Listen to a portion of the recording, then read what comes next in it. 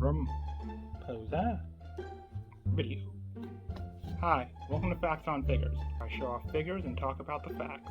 Well, if you can call random trivia about fictional characters facts. I think it qualifies. Why? Because I'm a wannabe writer who loves comic books, characters, and trivia, and I recently started collecting action figures.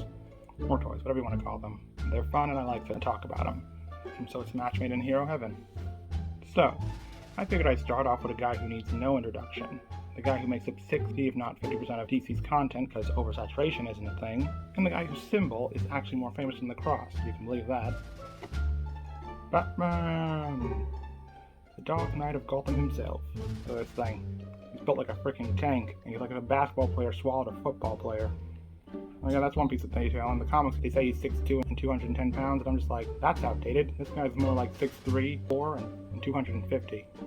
Alright, so I'm not going to get into his origin. You know who he is. Yes, you do. Alleyway, rich people, oh bang bang pop pop trauma.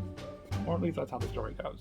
That's actually the first detail. Despite people making about trauma, angst, and whatnot, and yeah, those are parts of him. The thing is, if your Batman can't comfort a child, all you've made is a Punisher in a silly outfit. And I think Punisher could probably do that too. But anyway, there's more to him than just that. He wants to make the world a better place, not just beat up, but just to get out the angst. I know when you think of him, you think of a guy in the rain, brooding on a gargoyle, looking down on the city, or beating up guys in an alley. That's a small, if not overplayed part of him. He's actually the patriarch to the biggest, if not most dysfunctional family in comics. You know, the Robins, the Batgirls, etc. That's what popularity does. You make a character like this, you add more onto it, and those characters grow up and go on. A lot more than just, gee willikers, Batman, look at my short shorts. He's also easily one of the smartest guys in the DC universe. He's more known for his brain. In fact, that's the other thing, his personality. While they try to play up the paranoia or stoic whatnot in some things, I think personally, in the comics, more of a devious bastard. He's kind of his head, but he's having a bit more fun with it. Because he's a bit more self-aware and sarcastic in the storylines, and I like it when they kind of feed on that. Right? He's done it all and seen it all twice, and it takes a lot to surprise him. If I was writing him, I'd make it that he enjoys being Batman on some level. It's a rough job, but he enjoys doing it. In the comics, usually they just do young broken man or old broken man. I'm like, there's more than that.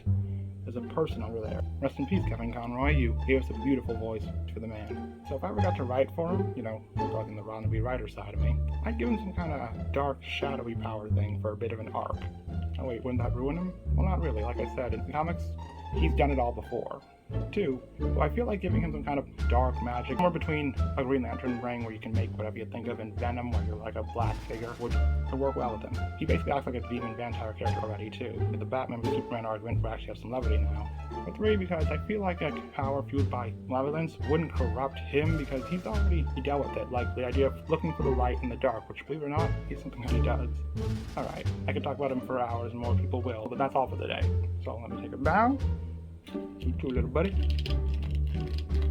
And fade to black. Gonna need a cooler version of that and then alright, good night.